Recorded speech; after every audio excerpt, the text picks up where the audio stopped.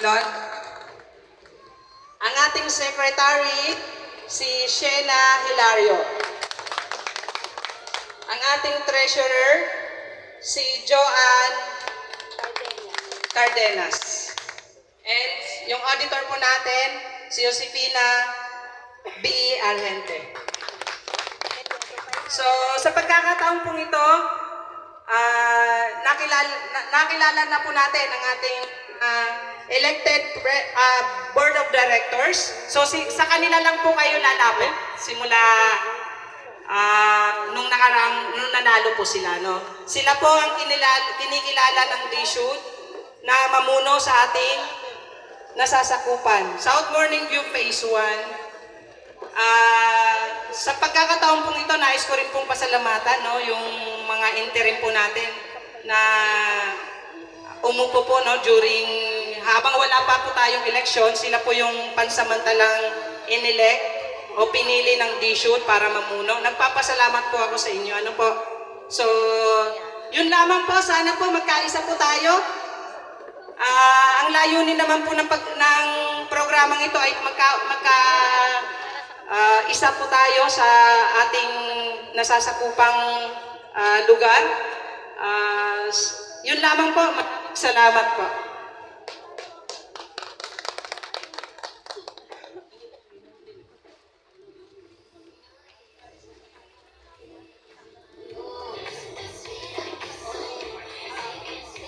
Okay, para po sa ating opening remarks, tinatawagan ko po yung ating President-elect, Richelle Puto-Gibaw. Magandang hapon po sa ating lahat. Nagpapasalamat po ako sa inyo na dumalo kayo sa sa itong assembly meeting sa ating OWA. Yung matatalakay namin dito sa agenda namin, yung pakinggan na lang po natin natin. Salamat po. Bago po tayo mag-umpisa sa ating agenda sa ngayong araw na ito, gusto ko po muna sabihin na mag-i-entertain po kami ng mga question sa huling sa bandang huli na po. Kasi gusto po namin ma-make sure na lahat ng agenda namin today ay matalakay. Kasi po kung tayo ay magtatanungan at magsasagutan agad-agad ay baka hindi natin matapos at abutin tayo ng gabi dito. Pero wag po kayong mag-alala. Lahat po ng tanong nyo, kung kayang sagutin ay sasagutin po naming 5 hanggat maaari. Alright po. So, para maumpisa ng agenda, ito po ay pasisimula ni Auditor Josefina Argente. So tayo po ay makinig. Salamat po. Sige, salamat Sek, no? Muli, nagpapasalamat ako sa mga dumalo ngayon. At una sa lahat, magpakilala muna ako, no? Ako si Josefina Nami Argente. Tawagan niyo na lang akong Nami. So, ako po, konting background lang para sa inyong kaalaman. Ako po ay accounting graduate, Ako ay nag-audit din, pati sa BIR, dito sa NAIC State Auditor din ako. So, ayoko kasi yung iba makakarinig sa amin na kami walang kakayanan para gawin yung aming trabaho. So, gusto ko lang linawin, ako bilang auditor, kayang-kaya kong gampanan ang trabaho ko. So, una sa lahat sa agenda natin sa ngayon, syempre bago kaming halal, di ba? So gusto nating linawin, una talakayin natin, ano ba yung mga responsibilities naming 5, di ba? Para alam din po ng lahat. Dito tatalakayin natin yung paglilinaw ng mga tungkulin ng bawat isa sa amin sa posisyon. So una yung ating president. So ito yung president natin, ito ay pinuno ng ating samahan na magpapatupad dito sa ating HOA. Ano ba yung kanyang tungkulin, So isa-isahin mo natin. Itong guidelines na to na aking i-discuss, hindi lamang ito aming personal na tinalakay, kundi ito ay galing sa ating bylaws. So una, ang kanyang tungkulin ay pamunuan ang mga pagpupulong ng ating HOA. Ganon din sa aming board of directors kapag may pagpupulong kami. So, ibig sabihin, siya po ang mangunguna sa bawat pagpupulong natin. Pangalawa, siya po ay may kakayahang magpatawag sa atin ng regular meetings o mga special meetings. So kung meron siyang patawag, kailangan po nating dumalo. Kung hindi naman makakadalo, pwede rin po may representative sa bawat bahay. So pangatlo, kumakatawan sa HOA sa lahat ng legal o opisyal na usapin. Ibig sabihin, siya po ay representative natin. Kung patawag siya ni Mayor, saang sektor siya tawagin, sa DSUD, saan man, siya po ang kinatawan natin. Siya ang nagre-representative sa pangkabuuan nating samahan. Pang-apat dito ay nagpapatupad ng mga desisyon ng Board of Directors at ng mga miyembro. So kapag ibig sabihin, kung may mga desisyon man po na ating pagdidesisyonan sa bawat pagmi-meeting, siya po yung pipirma at magse-certified na magpapatupad ng napagkasunduan ng ating samahan at ng Board of Directors. Panglima, may kapangyarihan siyang magtalaga ng mga committee. Pero approve din yun ng mga Board of Directors. Pero kung kayo'y magbo-volunteer bilang isang committee, gusto niyo pong makiisa sa amin at makipag-coordinate, lahat po yan. Pwede niyang, may kapangyarihan siyang magtalaga. Pang-anim at ang huli, tinitiyak ang maayos at pagpapatakbo ng samahan. Ibig sabihin, siya ang pinuno ng atin, kailangan niyang tiyakin na maayos ang ating samahan, nag-ooperate ito, at lahat magkakaisa. Sa pangalawa naman, ang ating Vice President. So, itong Vice President, siya yung humahalili pangalawa sa ating pinuno o presidente. Ibig sabihin, kung wala ang ating presidente, siya yung mangunguna sa lahat ng usapin. Hindi ibig sabihin kung walang presidente, hindi natatakbo ang ating samahan. Meron tayong Vice President para gawin lahat ng kanyang gagampanan ng presidente. Una, meron dito, siya rin ay umaakto bilang officer in charge kung wala o hindi available, gaya ng sinabi ko. Siya yung mag-act as president kung hindi available yung ating president. Pangalawa, tumutulong sa mga tungkulin ng president. Ibig sabihin, hindi lang pwedeng pabanjing-banjing lang siya, vice president ako, kaya na ni vice, ay ni press, hindi pwedeng ganun. Ibig sabihin, tutulong siya sa tungkulin ng presidente. Kailangan kaagapay niya ang presidente. Hindi pwedeng nag-iisa si president. Pangatlo, maaaring italaga sa pangangasiwa ng ilang committee o proyekto. Ibig sabihin ni President, dito ka sa project na to, gawin mo to. So, ibig sabihin, pwede siyang mag-akto at magsagawa ng proyekto sa atin para magampanan yung tungkulin sa ating samahan. At panghuli, nagsisilbi siyang advisor sa ating gawain sa HOA.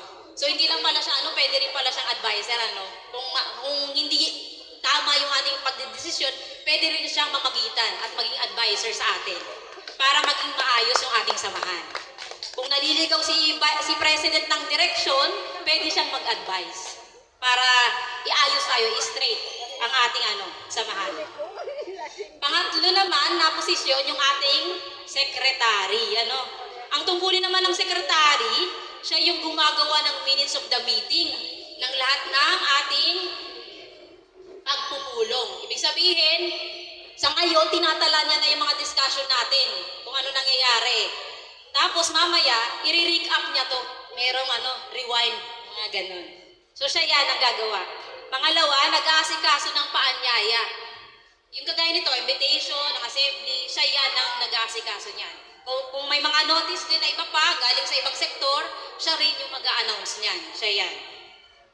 Pangatlo, nagsasaayos at nagtatago ng mga opisyal na dokumento, gagaya ng bylaws, records, listahan ng mga miyembro at iba pa. Ibig sabihin, siya yung ating storekeeper ng ating mga legal documents, pati yung mga membership records, siya yan. At kung meron kayong mga gustong malaman, sa kanya po kayo tatakbo. Kailangan nyo ng bylaws, records, financial, gusto nyo malaman kung ano nangyayari, forms, kay secretary po lahat.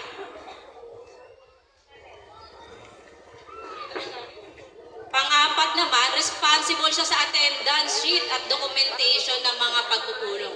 So, ibig sabihin, sa attendance sheet, siya rin yung makikip niyan, attendance natin. Kasi every time mayroon tayong General Assembly, tuwing December po ay atin itong pinapasa sa DSUD. So, ibig sabihin, siya yung mag-keep ng mga attendance sheet ng bawat General Assembly natin.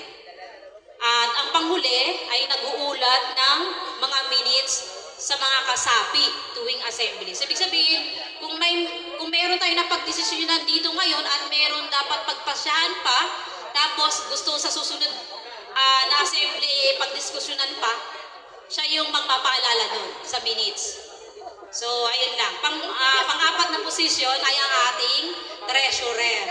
So, nakalagay rin sa bylaws, ano ba yung tungkulin ng isang treasurer, ano?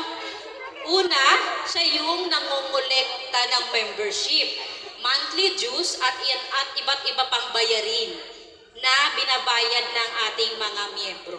So, una sa lahat, sa kanya lamang po kayo magbabayad. Hindi po sa akin, hindi kay SEC, kay Vice, kay Pres, hindi po. Sa treasurer lamang po. Pangalawa, nag-iingat ng pondo ng HOA sa isang official bank account. So ngayon, dito sa bylaws nakita ko, dapat pala may bank account tayo, no? Na nakapangalan sa HOA.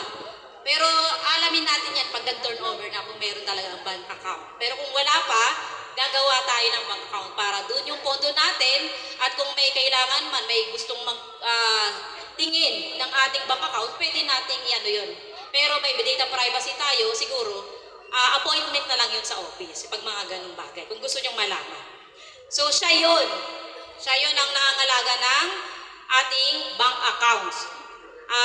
Pangatlo, gumagawa ng financial reports, kada buwan at quarter. So, ibig sabihin, siya pala lahat ang magre-record, pati financial statement. Siya yung maglalabas sa atin kung ano ba ang nangyayari sa ating pondo. Ilan na lang ang natira, ano yung mga ginawang proyekto para mabawasan ito, at ano yung mga dokumento para sumusuporta doon sa mga napagkagastusan sa ating pondo. Siya ang gagawa ng financial reports na kailangan natin. Pangapat, tinitiyak ang tamang record at transaction. Ibig sabihin, titiyakin niya na kapag nagbayad ka, may resibo ka. Dapat may transaction. Diba? Naka-record. Pag nagproyekto, dapat meron ding liquidation receipts, no? Kailangan merong tamang o proper na record ng mga transaksyon. Na kahit ano pa yung mga binayad kung saan-saan naka-record. Tapos, ang panghuli, responsible siya sa pagbabayad ng mga obligasyon sa ating HOA. Halimbawa, kung meron man tayong office na, magbabayad ng bills, Meralco, mga ganun. Tubig, o ano pang bayarin ng HOA. Siya ang may responsibility na gawin yun. At ang panghuli, auditor. Ito yung malimit kung nababaliwal ang posisyon eh. Auditor. Ano nga ba yung trabaho ng auditor, no? So, ang auditor kasi, hindi lang siya, patingin-tingin, no? Siya ay nagsusuri talaga, taga-suri siya. Kahit mga mga company takot dito sa auditor. So, ang auditor, malaki ang responsibility ng auditor sa isang asosasyon. Una, tungkulin niya, magsagawa ng internal audit ng pananalapi at transaksyon sa treasurer. So, hindi ibig sabihin magkaaway kami ni treasurer, no? Hindi ganon. Ibig sabihin lang nun, susuriin ko yung kanyang mga transaksyon. Kung tama ba yung mga resibo na nakatas doon sa kanyang mga pinagbayaran at yung mga pondo na nabirayad ng ating mga member. Dapat meron yun. At isi-certify yun ng auditor, yung bawat reports na ginagawa ni treasurer. So certified yun, may permado dapat ng auditor yun, na bawat buwan na records ay permado niya. Pangalawa, tinitiyak na may transparent at tama ng paggamit ng pondo. So ibig sabihin si auditor, wala siyang saysay, no? Kasi hindi ibig sabihin na wala siyang saysay sa isang pamunuan, na parang lang siya, invisible lang siya. Ibig sabihin, siya yung magtitiyak na yung pondo natin ay nagagamit sa tama. At yung mga pondo na naka-record talaga, no? Pangatlo, nag-uulat sa mga may miyembro kapag may finding sa audit. So, ibig sabihin, hindi pwedeng, ay, hindi na record si ganito, ganyan-ganyan.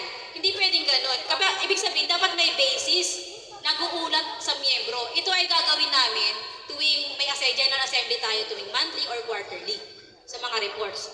So, dito, si auditor pala yung magre-report nun. Kung si treasurer ay naggawa, nag-prepare siya, si auditor pala yung magtatalakay sa mga miyembro ng ating financial reports. Pangapat, tumutulong sa pagbuo ng financial policies. Ibig sabihin nito, hindi lang meron tayong policies na, dito ka magbayad sa bahay na to, whatever. Hindi, may financial policies tayo na kung saan doon lang yung proper na kung sino lang yung pagkukuhanan o magbabayad, doon ka lang sa lugar na to, sa official na lugar, at sa responsible na tao. Mayroong mga procedures pala ang HOA natin pagdating sa financial policies. Hindi basta-basta kung saan-saan lang. So, ibig sabihin, si auditor, tutulong din siya sa pagbuo ng financial policy. Baka mamaya, iba ng procedures ang ginagawa ni treasurer di ba? O si press naniningil na pala, no? Hindi pwedeng ganun. Dapat, si auditor, sisiguraduhin niya na sinusunod yung financial procedures na meron ang isang pamunuan. So, ayun, natalakay na natin lahat. Una pa lang yun, yung ating rules and procedures na, rules and responsibilities ng ating mga officers sa discussion. So, yung pangalawa, wag muna kayo magtanong mamaya na lang sa last. Baka hindi matapos yung mahaba-haba kasi ito So, pangalawa sa discussion ko, aside sa, malinaw na sa atin, yung mga rules and responsibilities ng mga officers natin. Para ma-refresh tayo. Baka sabihin nyo, Uy, Pres, hindi mo ginagampanan yung trabaho mo. Hindi ganun. Dapat itap natin siya. Sabihin natin sa kanya. So, pangalawa sa ating discussion ay census, pag-update ng members list. So, bakit ba namin ito ginagawa, no? Dami nagtatanong sa amin, bakit kailangan nyo mag-census? Mag-base na lang kayo sa dating master list o kung saan, whatever. So, hindi, bakit ba namin ginagawa ito, di ba, no? So, ginagawa namin ito para mapaayos natin yung records natin, yung talaan natin para sa mga active members. Baka kasi yung iba dyan, hindi na members, di ba? Or iba na yung nakatira. So, kaya ang ginagawa namin, nagsisensus at nagbabahay-bahay. So, kung hindi kayo nadaanan sa bahay ninyo, pwede nyo pong itap si secretary, Hoy, ako yung nakatira doon, wala lang ako doon sa bahay na yun kasi Sabado, Linggo lang ako nauwi. Yung mga ganon. Hindi ibig sabihin na kaya kami nagsisensus, ipapaalisin namin kayo sa bahay. Hindi wala kaming karapatan nun. Okay po? So, kaya kami nagsisensus para isaayos or update yung records namin. Kasi kaya tuwing December, kailangan talaga nating mag-update sa DSUD ng membership, list of membership active records. Every December yun. So, pangalawa, para makilala na rin namin, syempre, yung mga member. Kasi syempre, hindi pa kami kilala bago kami, syempre, di ba? Bago lang kami tumakbo. So, kaya nagbabahay-bahay na rin kami para makilala namin kayo. Para maano nyo na, matatakbuhan nyo kami kapag kailangan nyo. Diba?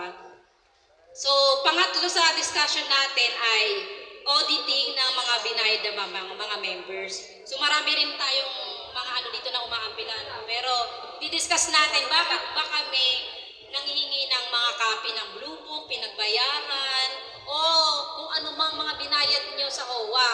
Hindi ibig sabihin na ini-audit ko kayo personal. Hindi ganun Hindi ganun. So, bakit ba namin ginagawa yun? So, una, kasi sinusuri namin, kailangan namin meron kaming records para makalap namin kung ano ba yung pangkabuuan ng kontribusyon ng ating samahan. Hindi ibig sabihin, babalik kami sa nakaraan, hindi. Para may records tayo. Okay? At para na rin, kapag nag-turnover, meron ako as auditor, may matching kami. Hindi pwede mag-rely lang ako sa records nila. Paano kung masisigurado na na-audit ko yun? Diba? So, kailangan namin magbahay-bahay para kung available yung mga lubog na pinagbayaran nyo. Kung wala naman, okay lang. Hindi kami namimilit. So, ang amin is para lumapit kami sa inyo para ma-update na rin namin yung records ninyo sa ating samahan kung magkano mga binayad ninyo. So hindi ibig sabihin naniningil kami sa inyo, hindi ganon. Or silipin namin, oh hanggang dito ka lang nagbayad, hindi ganon. Ako po ay nag-audit lamang ng ating records ng pinagbayaran ng pangkabuuan. Okay? Pangalawa, para malaman natin kung yung mga binayad nyo ba, nakalista talaga kapag nag-turnover. Sa pag-turnover sa amin, kung nakalista talaga. Kasi kailangan namin na meron tayong transparency at merong double checking. Okay? Baka kasi mamaya maghanapan kayo, uy, nagbayad na ako dati sa ganito, nagbayad na ako sa ganyan, nagbayad na ako dito. Ayaw ko magpakita ng blue book kasi hindi rin naman sila nagbabayad. Hindi ganon. Kailangan nating makalap lahat ng documents para naman, nung sa gayon, makuha natin yung pangkabuuan po na records ng ating samahan. Okay? At sa pang-apat po nating discussion, ito naman, marami na ulit itong titiwalighan. Okay, membership and membership fee discussion naman ito.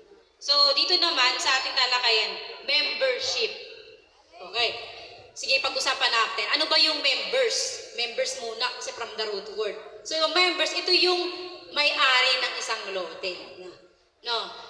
Sabi sa bylaws natin dito, ang membership fee ay isang obligasyon sa samahan kung sasapi ka sa isang samahan. Ito yung nakalagay sa bylaws na ang amount is 500 pesos. So, hindi ibig sabihin na, uy, sisingilin namin kayo ulit ng membership fee. Hindi sa ganun yun, ha? Ibig sabihin nun, magpapamember kayo sa asosasyon para maging isa kayong kasapi. Pero kung nagpa-membership na kayo dati, lifetime po yun. Okay? Hindi na po kayo magbabayad.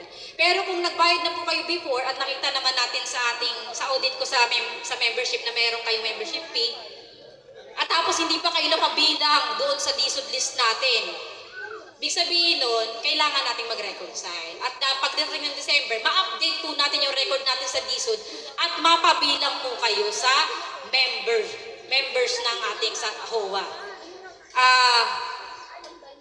Tapos dito naman, sa membership naman, sino ang kailangang magbayad? Siyempre, yung mga sasapi, di ba? Mga sasapi. Kung yung inaalala nyo, mga second validation, dapat ba silang magbayad? Yes, kasi meron kayong lote. Okay? Yes. Kung kayo na talaga yung nakaano sa bahay na yun. Basta bawat lote, kung gusto nyo magpa-membership, magbabayad ng 500 membership fee. Nakalagay po sa ating bylaws. Pangalawa naman, monthly dues fees. Kasi puro fees to membership fees, lahat ng fees. So, ang monthly dues, ito ay, ano nga ba yung monthly dues? Bakit ba nadidiscuss to? So, ang monthly dues, ito ay obligasyon kasi nagpang-member ka, di ba? Bilang member, ano ang iyong obligasyon sa asosasyon? Hindi lang naman, nagpa-member lang ka, okay na. Hindi. Bawat tayong mga member, mayroon tayong obligasyon sa asosasyon. Ito ay yung monthly dues na tinatawag. Nakalagay sa ating bylaws, 30 pesos. Pero, syempre sa mga nakaraan, base sa aming pag-iikot, 50 pesos, may ganun na. Pero alam ko, natalakay na rin yan sa previous mga General Assembly ng dating pamunuan. Hindi lang natin masisigurado kung nag-update na ba sila ng bylaws. Kasi kailangan may amendments. Pero dahil sa ang hawak namin na bylaws is 30 pesos, doon po kami nakabase. So kung yung monthly dues na to, kung 30 pesos nakalagay sa bylaws, yun po yung obligasyon natin kada buwan, 30 pesos. Tayo lang po ang may pinakamaliit talaga na monthly dues. Sa Hillsview, 80 pesos sila. Sa ibang HOA, kasi galing kami sa mga seminar, 100 pesos sila. Sa atin, 30 pesos. So, ganun pa rin po yung nasa bylaws, yun pa rin po yung ating susundin. Proseso ng collection, of course, kay treasurer kayo magbabayad noon, ha? Hindi kung kahit kanino iaabot niyo, pa-Gcash ko na lang transfer. Okay lang, basta kay treasurer, basta ma-receivean kayo, ha? Wag sa akin, kay SEC, wag. Kay treasurer lang. Kailan magsisimula yung pagbabayad ng monthly dues? Ito na, nagdaming tanong, ano ba yun? Babayaran ko pa ba yung dati? Nakaraan, ano ba yan? Mga ganun. So ito yung official namin na napag-desisyonan. So magsisimula yung ating pagbabayad ng monthly dues is October 2025 na. Going forward, na tayong pababa, paangat tayo. Para hindi na tayo, makamubun tayo lahat, ha? So, magsisimula yon October 2025, moving forward. Okay po?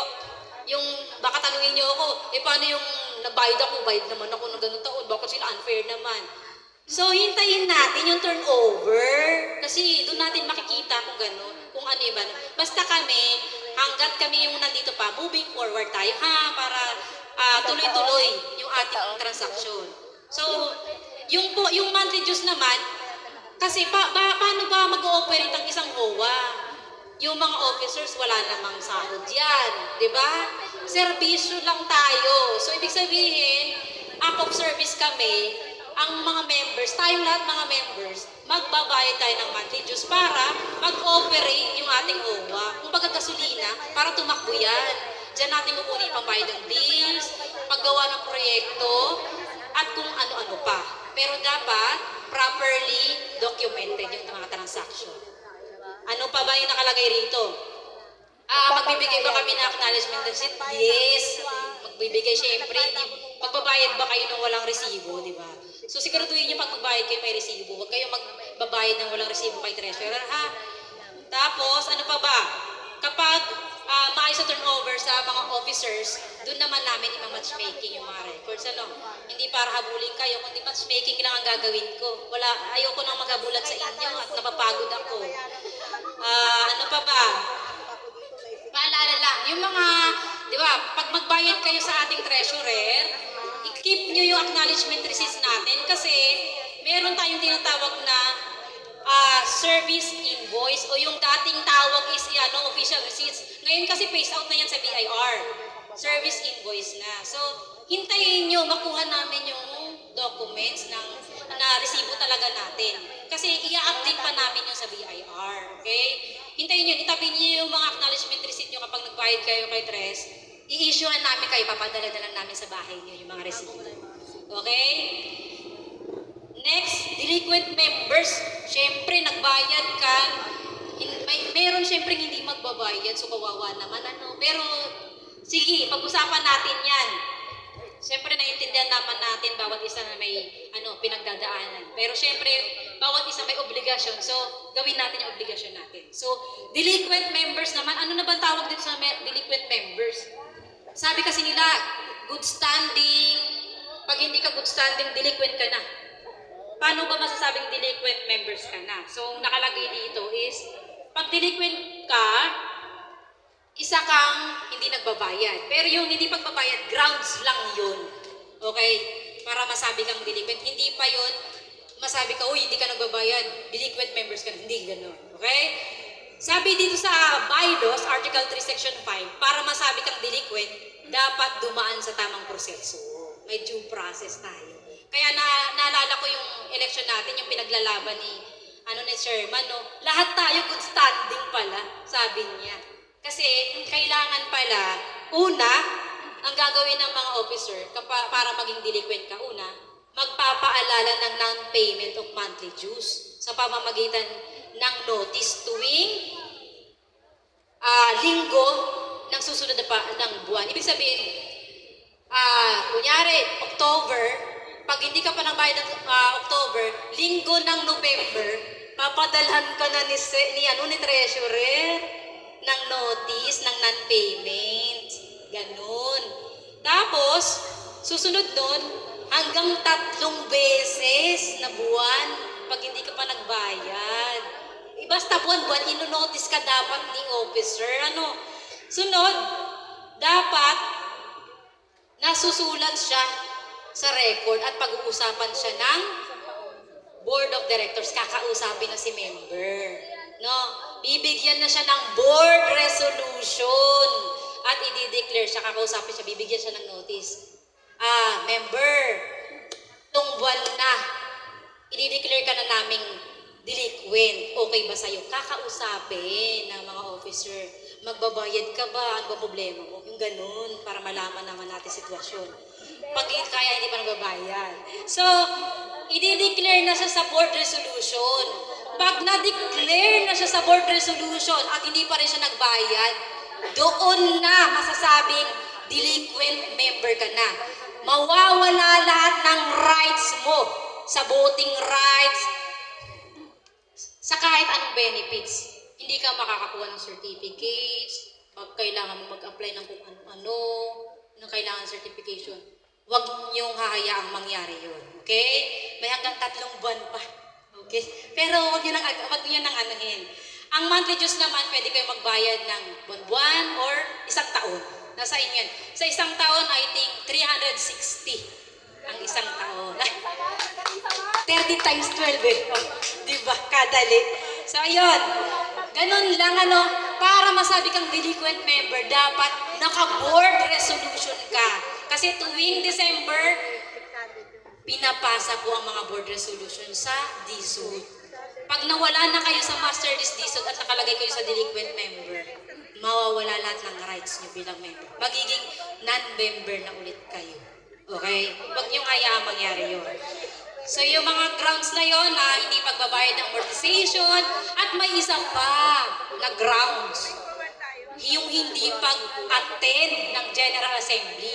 Kasi ang sabi dito sa bylaws, isa itong pagwalang galang sa mga officer sa pag hindi mo pag-attend sa pangkabuang pagpupulong sa General Assembly. Okay? So isa yun sa grounds. So kapag hindi ka umattend ng General Assembly, magpadala ka ng representative. Nandun ka, kunyari wala may pinuntahan ka, magpadala ka ng representative. Kasi sa oras na yan, inonotice ka din ng officer. Inonotice ka ni SEC naman na hindi ka umattend sa General Assembly, ganito, ito yung napag-usapan, ganyan. So inonotice ka rin. Magiging grounds din yun. Kapag na board resolution ka ulit, magiging, ano ka na rin? Delinquent members. Okay? At the same time, sa pang-private naman na mga homeowners association kasi, syempre parang semi-private tayo kasi government financing subsidy tayo hawak. Pagka mga privates kasi, pag hindi nagbabayad ng 3 beses na monthly amortization, grounds na din siya ng pagka-delinquent members. So dahil tayo naman mayroon pang hindi pagkakaunawan sa subsidy, kaya na kailangan nating ayusin, so hindi pa naman sa ating to qualify yung mga monthly amortization. So yun lang, yung dalawa, yung pag hindi pag-attend ng General Assembly at yung hindi pagbabayad ng monthly dues. Okay po? So, ngayon,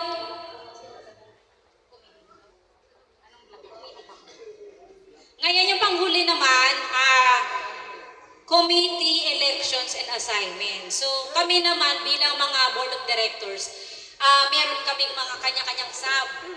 Kagaya rin kasi ng mga kagawad or mga iba't ibang sangay ng gobyerno. Meron kami pinamumunuan. Kunyari, ako sa education, siya sa livelihood, yung mga ganun. So kami, meron din kaming ganun para supervise namin lahat ng sektor ng hawak natin na committee. So, sino yung gusto sa inyong mag-volunteer na committee, pwede ko kayong tumakbo sa amin. Lumapit lang kayo sa amin para sa gusto nyong puntahan or sapian na committee. Meron tayo ditong committee ng grievance, audit and inventory, elections committee kaila chairman. At meron din ditong PRO, members ng educational. Ang may hawak ng members and educational, si secretary. Siya yung may handle niyan. Sa Financial Management Committee naman, kung gusto nyo, para maging tawag dito, kasama sa committee, kay Treasurer Joanne. Siya sa Financial Management Committee. Ganon din sa livelihood. Kasi sa livelihood, kung gusto nyo, para mag-uusap-usap tayo kung anong livelihood na pwedeng pagkakitaan, mga ganon. Kay Treasurer tayo kasi pagdating sa mga kaperahan. Tapos pagdating naman sa maintenance committee, kung gusto nyo magaling kayong magkalikalikot na kung ano-ano sa maintenance, ang may hawak po nito ay si President at si Vice. Sila. Ganon din sa peace and order. Kung gusto nyo magtanod, yung sa mga tanod naman yan, magkakaroon tayo ng allowance dyan. Kasi, syempre, kawawa naman kayo. Naggalagala kayo tuwing gabi dyan. No. So, sa peace and order, kay Pres po to, at saka kay Kuya Dodi, kay Vice. kayo lalapit. Kung gusto nyo mapabilang sa kanilang committee. Sa sports naman, kay Labais din yun. Kung gusto nyo committee. So, sa lahat ng ng iba pang sektor ng committee, meron tayong So, yun lang yung nakalagay sa bylaws natin. So, konti lang. Meron tayong sektor ng development services. Meron palang ganun, members and educational. Baka may mga trainings na gawin. Seminar, gusto nyo magluto-luto dito, yung mga ganyan. May educational, yung mga ganun, seminar. Sa financial management, baka gusto nyo, training ko kayo ng bookkeeping services, yung mga ganyan. Meron pala. Livelihood, yung mga pagkakitaan. So, yung mga gusto nyo committee, kung gusto nyo sumama, punta lang kayo sa amin. Pwede kayo, pasali ako, baka naman, diba? Para naman kabilang ako. Mga ganyan. Tapos, meron din tayong black leaders, yung mga black leaders natin, ito, per assignment. So, kung gusto nyo sa, kunyari, black 1, ako yung maligalig dito Active ako dito, ako na lang. So, pwede mag-volunteer. Black 2, 3, 4, 5, hanggang 9. So, siyam. Kasi yung black leaders na yan, kapag meron tayong mga ayuda, sa Christmas, sila yung sa atin, magtatap bawat isa sa bahay. Tapos kung sa monthly dues, pwede rin silang magbigay ng notice sa inyo, hindi ka pa nakakabayad. Siyempre, kapit-bahay ka niya malapit di ba? Kung sino yung mga black leaders dyan, tapos kung sino pa yung magpapalista, ayuda dito, mga ganyan. O kaya may mga supplies, ganyan. So, sa black leader, kung sino pwedeng mag-volunteer na black leader, syempre open kami sa lahat Hindi namin ilala hanggang dung black 9, no? So, kung willing kayo na mag-volunteer, join lang kayo sa amin, no? Huwag kayo matakot sa amin, hindi kami nangangain. Mabait kami. Ano pa?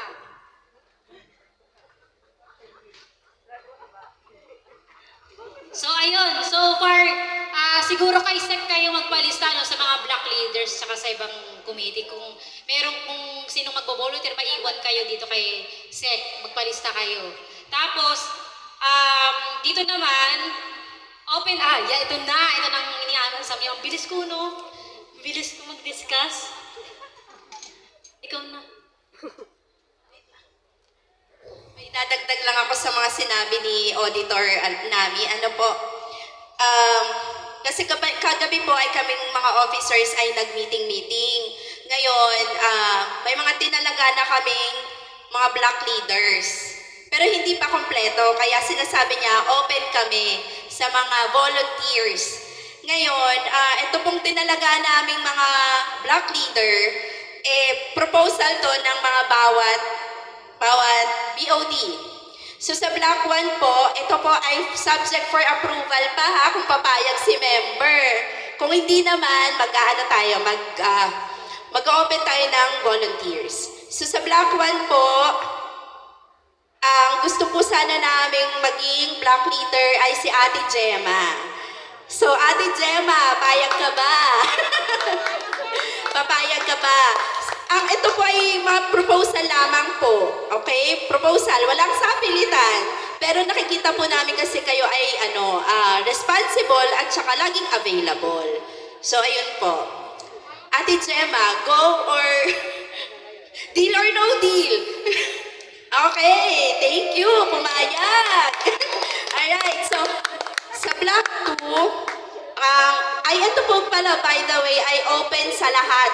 Whether first validation or second validation. So, hindi po tayo nagde-discriminate sa mga ganyan. Kasi po to ay samahan ng lahat. Okay? Ang goal po natin is magkaisa at magtulungan. So, sa Block 2 naman, ang aming napag-sessionan ay si Ate Ging, si Ate Lorena. So, Ate Lorena, deal or no deal? Okay. So far, nag-a-approve ang ating mga mga nag-volunteer na sila. So, alright, sa Block 3 naman, ito ay proposal ni Miss Nami. Andito ba si Ate LV, Kosip? Andito po ba siya? Wala. Okay, so, ang gusto ko sana sulatan o personally puntahan kung papayag siya. Pero kung may mag-volunteer within the community ngayon, open po tayo sa Block 3. Sino po mga taga Block 3 dito? Baka may gustong mag-volunteer. Mayor! Nandito ba si Mayor? Nasa City Hall. Nasa City Hall. Okay. Wala sa Block 3? Mamaya na kay Mama. Okay, i-pending muna natin sa Block 3. Sa Block 4 naman tayo. Sa Block 4, ang aming gusto sana ay si Ate Remy Madelo. Wala rin? Wala rin siya. So, open natin ang floor for volunteer. Sa Block 4 po, sino ang magba-volunteer? Open po sa lahat. Wala pa po? Okay, sige. Yung mga nahihiya siguro sila. Kung nahihiya po kayo, i-PM nyo na lang po ako. Message nyo lang po ako or kahit sino pong officers. Ngayon sa Block 5 to Block 9, wala pa kaming napupusuan. So open na open po ito. So sino po ang umattend ng Block 5 dito? Sino po sa Block 5? Kayo?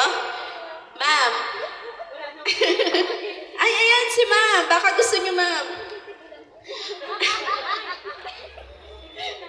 Ma'am, hindi, okay lang po. Basta lagi kayong available. Kahit hindi nakapangalan sa inyo, basta lagi kayong available para sa mga nasasakupan nyo. Ma'am, deal or no deal? Okay, pakuha po ng name ni ma'am. Ayun.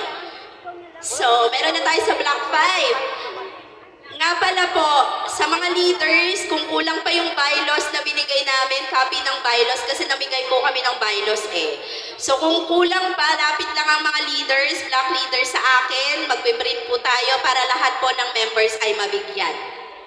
So ang purpose po niyan is para aware po ang lahat sa policies and procedures ng asosasyon.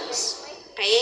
So, sa Block 6 po, sino po umattend ng Block 6? Ate Elena. Ate Ika. Ay, siya pala. Gabi. Marisa. Ma'am Marisa, okay lang ba sa iyo? Oh, tingnan mo naman talaga naman. Hindi pwede si Ate Elena. Ano yan? Ate, baka naman. Hindi pwede si Ate Elena. Deal or no deal? Paano siya? Elecom siya, hindi siya. Yung asawa niya. Baka naman tumanggi yung asawa mo. Sige. Ma'am Treasurer, pakuha po ang pangalan ni ma'am. Siya sa Block 6. Salamat po. So sa Block 7 na tayo. Sino yung attend ng Block 7? 7. Kayo, sir. 7? 7 po kayo? So willing po kayo Sir naman. Baka naman. Saturday, Sunday lang po. Okay lang po yun. Ang gusto po sana namin is laging available. Thank you. Baka may maire-recommend kayo, sir. Si Nanay Bugin. Block 7 po. Sino po yung... Ayun, ma'am. Ano po? Block 7. Block leader. Deal na, deal. Deal or no deal? Okay, thank you. Thank you po. So sa Block 8, so lapit na tayo matapos. Hanggang 9 lang talaga tayo. Block 8. Sino po ang umattend ng Block 8 dito po? Sino po? Mga taga Block 8, itaas ang bandera. Block 8 po. Sino po? Okay. Ma'am. Ma'am, baka naman. Willing po ba?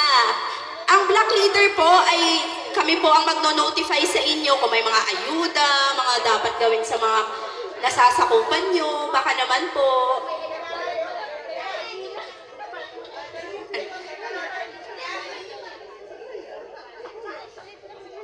Si ma'am na lang nakatabi. Baka po pwede. Block 8. Ma'am, baka naman. Deal or no deal, ma'am? Wala. Okay, so, another block 8 po. Baka naman. Walang representative ng Black. Block 8. Ate Malu, block 8 ka? No deal, okay. No deal agad. It's okay po. Again, volunteer po tayo dito. We can only recommend, pero kung ayaw, okay lang po yan. Okay lang po. Block 8. Wala?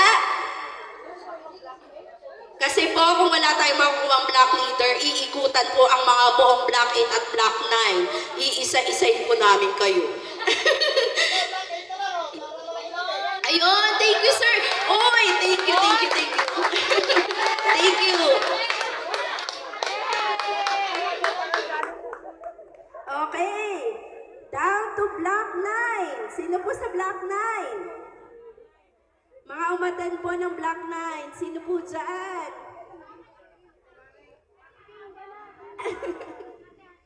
Ay, okay, apat lang. Apat lang pala ang bahay sa Apat lang ang members sa block 9. So, i-combine na lang natin yung block 8 and 9. Okay? Sino po sa block 8 ulit? Si sir? Okay, sir. Mamaya po, after ng assembly, pwede po namin kayo i-meet. Magpaiwan na lang po sana. Kung may time pa po kayo. Yun lang po. Salamat.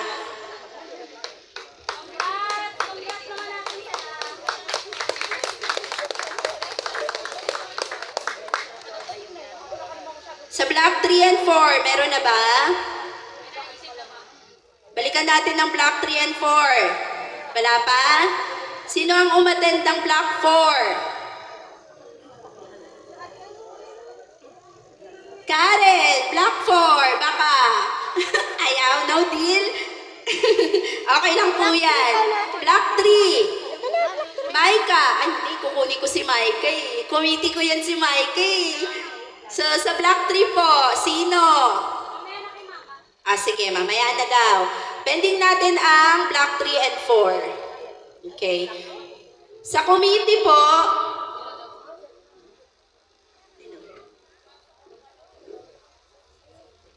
balikan ko lang po yung mga committees.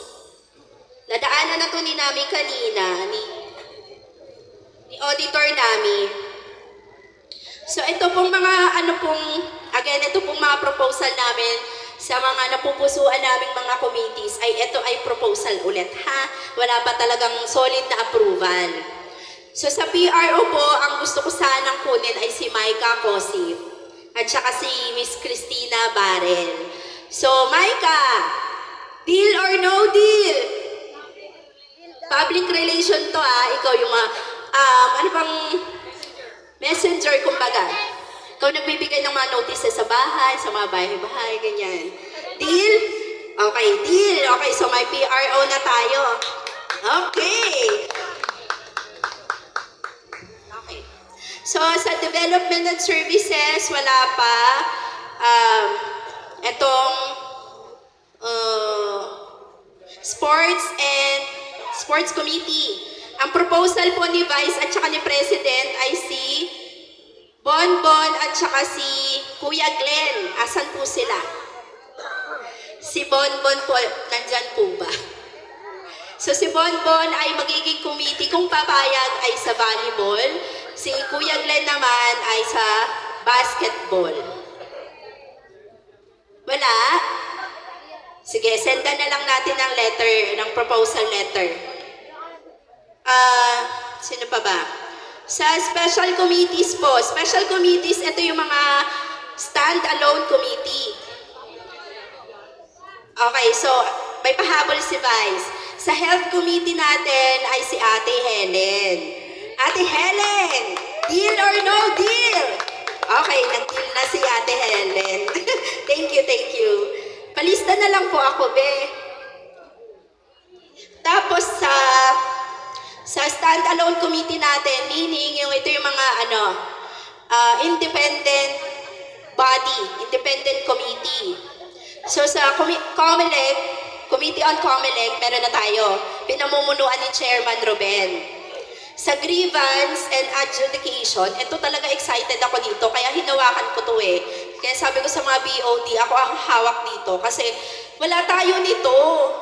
Nag-aantay ako na kapag may issue dito sa subdivision or sa ating community, ayoko sana hanggat maaari, diretso tayo sa barangay. Hanggat maaari, ayusin natin within the community. Kaya ang sabi ko, ako ang hawak ng grievance, magtatalaga ako ng ating leader. Ang proposal ko ay si May Cosip at saka si Kuya Alan. Papayag po ba? Kasi proposal ko pa lang po yun. So Miss May Cosip, deal or no deal? Attorney Alan. Oh, okay daw si attorney. Okay, din kayo dalawa. Yan, thank you. Bawal po mag-away ng weekdays. Weekends lang. Charot lang. Hindi po, syempre joke lang po yun. Pero open pa rin po ito ha, kasi syempre pag busy silang dalawa, kailangan hindi mawawala ng tao ang grievance. Kasi ang emergency, ang mga pag-aaway na yan ay hindi naman namimili ng oras.